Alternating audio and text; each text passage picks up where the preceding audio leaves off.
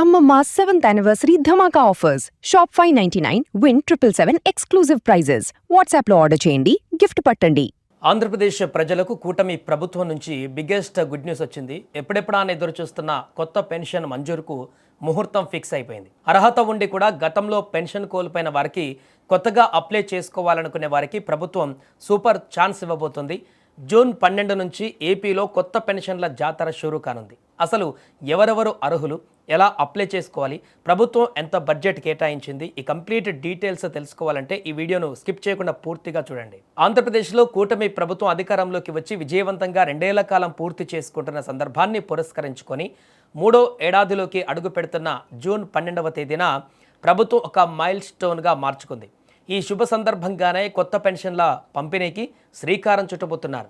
ఈ విషయాన్ని రాష్ట్ర మంత్రి కింజరాపు అచ్చెన్నాయుడు గారు అధికారికంగా ప్రకటించారు. గత వైఎస్ఆర్సీపీ ప్రభుత్వ హయాంలో రాజకీయ కక్షలతో ఎలాంటి ముందస్తు నోటీసులు ఇవ్వకుండా అనేక మంది పేదల పింఛన్లను అన్యాయంగా తొలగించారని, ఆ తప్పులన్నింటినీ సరిదిద్ది అర్హులైన ప్రతి ఒక్కరికి న్యాయం చేయడమే తమ ప్రభుత్వ లక్ష్యమని ఆయన స్పష్టం చేశారు.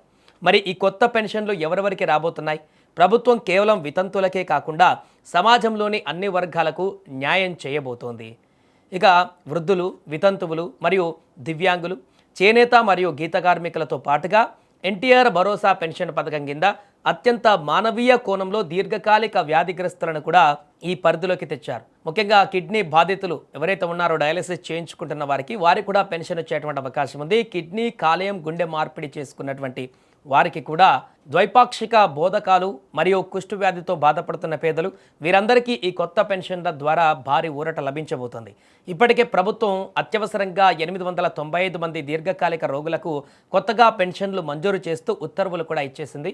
అయితే ఇప్పటికే పెన్షన్ రాని వారు లేదా గతంలో తొలగించబడిన వారు ఎలా అప్లై చేసుకోవాలి? దీనికోసం కూటమి ప్రభుత్వం సరికొత్త టెక్నాలజీని వాడబోతోంది.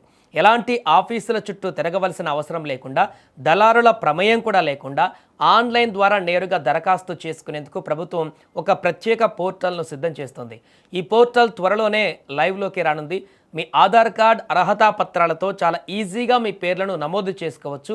దరఖాస్తు చేసుకున్న ప్రతి ఒక్కరిని విచారించి అర్హత ఉంటే చాలు, పొలిటికల్ రికమెండేషన్స్ లేకుండా పెన్షన్ను శాంక్షన్ చేస్తారు.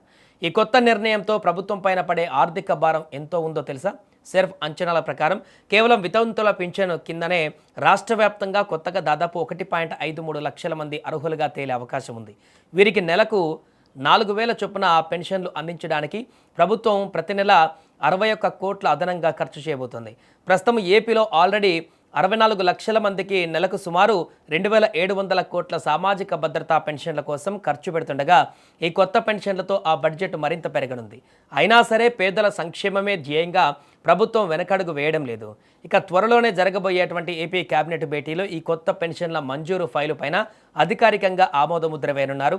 ఆ వెంటనే ఆన్లైన్ అప్లికేషన్ ప్రాసెస్ స్టార్ట్ అవుతుంది. కాబట్టి మీ ఇంట్లో కానీ, మీ చుట్టుపక్కల కానీ అర్హులైన వృద్ధులు, వితంతువులు, హ్యాండిక్యాప్స్ లేదా దీర్ఘకాలిక రోగులు ఉంటే వారికి ఈ విషయాన్ని చెప్పి అలర్ట్ చేయండి.